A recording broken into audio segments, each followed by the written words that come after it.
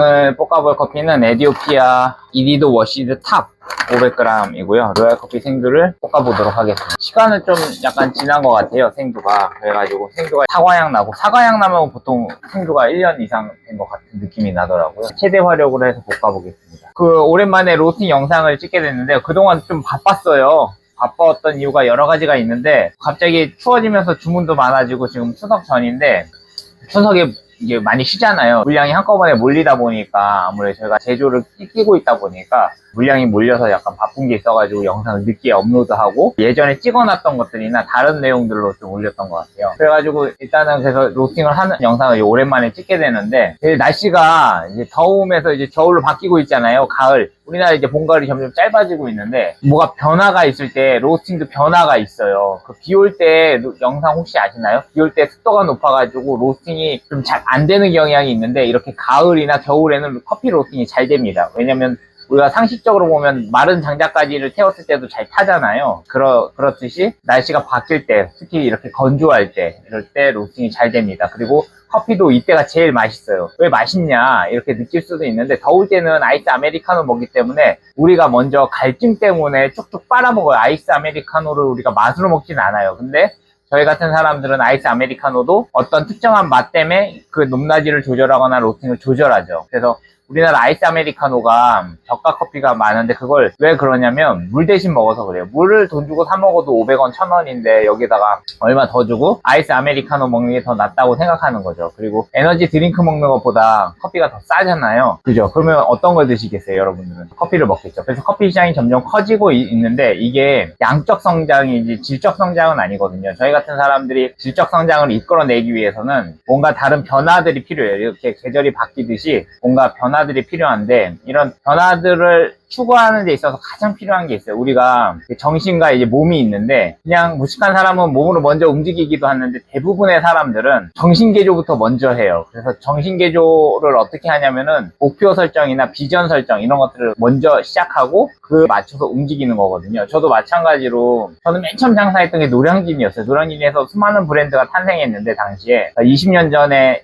시작했기 때문에 거기서 뭐 어떤 브랜드가 탄생하고 어떤 게 없어졌는지도 다 알고 있죠. 그리고 거기서는 장사를 저가 커피를 좀 먼저 했기 때문에 저가 커피에 대한 어떤 그 한계와 미래를 좀 알고 있어요. 그러니까 어떤 거냐면 점주가 돈을 많이 버는 것 같이 보이지만 박리담회라는 한계 속에 있어요. 제가 왜 이런 스페셜티나 이런 질적 성장에 목이 말라서 이런 일을 하냐면은 거기서 저는 양적 성장해가지고 물론 돈도 조금 벌었었지만 질적 성장이 더 중요하다고 생각했고 나이가 먹어감에 따라서 에너지가 많이 없잖아요. 에너지가 많으면은 그렇게 몸 갈아 넣으면서 뭔가 할 수 있는데 몸 갈아 넣으면서 하는 것도 어느 한계 지점들이 있기 때문에 그래요. 그래가지고 우리가 커피 시장이 양적 성장이 이렇게 풍성이 이뤄진 이 시점에서는 이 다음 넥스트로는 질적 성장이 있어야 된다 이런 생각을 하고 있고요. 그래서 많은 카페들이 초럭셔리 해가지고 100만원, 200만원, 300만원짜리 이 옥션에서 옥션랏을 받아다가 이 럭셔리 시장을 많이 만들고 있어요.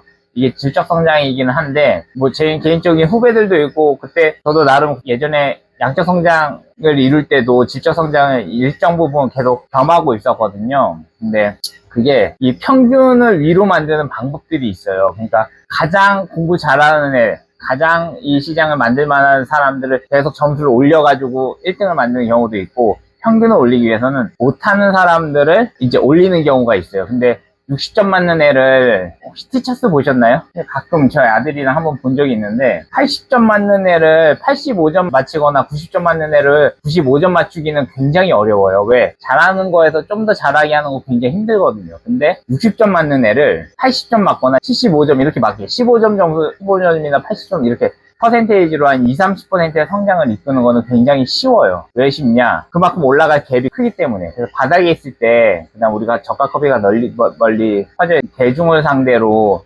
약간 고급스러운 커피를 인식시키고 이 평균값을 올리는 게 질적 성장에 큰 파이로 보면 좀 더 도움이 된다라고 생각해서 저는 그런 시장을 키우고 있는 거예요, 사실은.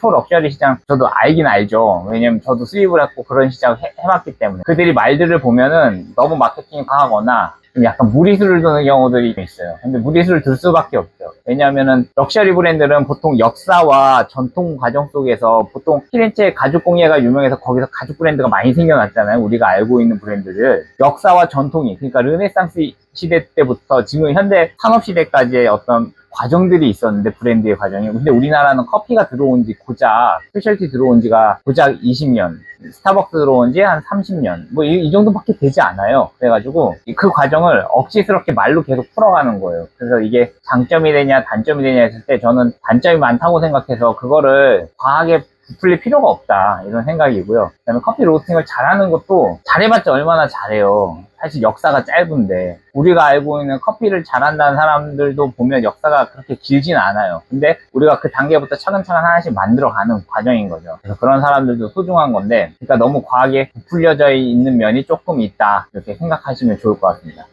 근데 중요한 게 뭐냐면, 이런 변화가 있을 때 목표와 비전 설정이 구체적이고 명확할수록 그 미래에 있어서는 변화의 폭이 크다는 거예요. 제가 만약에 노량진에서 계속 장사하면서 저가 커피 했다고 하면 계속 그 시장이 있었겠지만, 저는 그때 그 매장을 두고 학원을 차리고 랩실을 만들어서 많은 후배들을 길러내면서 이런 질적인 커피 시장을 강조했단 말이에요. 그리고 저가 커피랑 점점 멀어지려고 노력을 많이 했어요. 근데 현실 속에서 제가 결혼도 하고 애를 낳고 막 그러다 보면 이 사람들의 돈 씀씀이, 그러니까 소비 시대에 있어서 저가 커피 시장을 무시할 수가 없어가지고 그 시장이랑 같이 겸하면서 가서 굉장히 개인적으로 갈등이 많았어요. 이제는 뭐 직원이 없고 오히려 혼자여서 편한 게 있어요. 이렇게 유튜브 찍는 것도 취향껏 할 수 있는 어떤 편함이 있어서 이렇게 하는 거거든요. 그런 거고, 그때 당시에 제가 비전과 목표 설정이 명확하지 않았다면 지금 이 자리에서 이런 영상을 찍을 수 있었을까? 커피를 계속 할 수 있었을까? 이런 생각도 해봅니다. 하다 보면 수많은 위기가 있거든요. 그런 위기들 속에서도 명확한 구체적인 목표 지점 때문에 여기까지 오게 되는 거니까, 여러분들도 변화를 추구한다 이러면 어떤 비전과 목표 설정을 명확하고 구체적으로 설정하는 게 굉장히 중요하다고 생각합니다. 그래서 1팝이 터지고 있는데요. 1팝이 좀 세게 터지는 것 같아서 활용을 좀 더 많이 줄일게요. 그리고 에디오피아 커피니까, 이 커피는 뭐냐면, 이 커피가 스페셜티의 커피를 이 대중이 갖고 있는 이 저가 커피 시장을 한 단계 위로 끌어올릴 수 있는 커피 중 하나가 에디오피아 커피예요. 가격이 많이 올라가고는 있지만, 그래서 에디오피아 커피를 많이 찍고 일부러 많이 올리는 것도 있어요. 제 개인적으로 좋아하는 커피들은 또 따로 있긴 한데, 그거는 다른 영상에서 보여드리기로 하고요. 210도가 됐고요. 워시드 커피인데 탑 등급이어서, 근데 사실 탑 등급이 없어요. 에디오피아 가면 탄향이 나네. 화력을 끄겠습니다. 생도가 오래 지나가지고 탄향이 나요, 살짝. 214, 206도 정도에서 뺄 거고요.